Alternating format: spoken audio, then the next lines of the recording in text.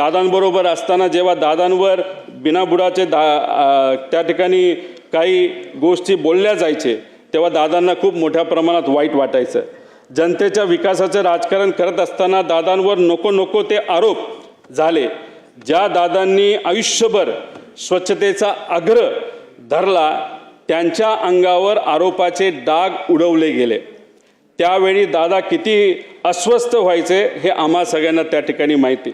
विशेष म्हणजे यातील एकही आरोप या मंडळींना सिद्ध करता आला नाही। उलट ज्यांनी त्यांच्यावर आरोप केले त्यांनीच नंतरच्या काळामध्ये त्यांची प्रशंसा केलेली आपण सर्वांनी बघितली। मी खरं तर विनंती करतो की आज दादा आपल्यामध्ये नाही आहेत। जे आरोप झाले ते कधी सिद्ध झाले नाही, ते आरोपच होते, नाही तर राजकीय कदाचित भाषणं असू शकतात। आणि मग अशा पद्धतीने जर आरोप त्यावेळेस केले असतील तर आज दादा जर आपल्यात नसतील तर ते आरोप आणि ते डाग आज जर आपल्याला पुसता आले तर त्यासाठी प्रयत्न झाले पाहिजे।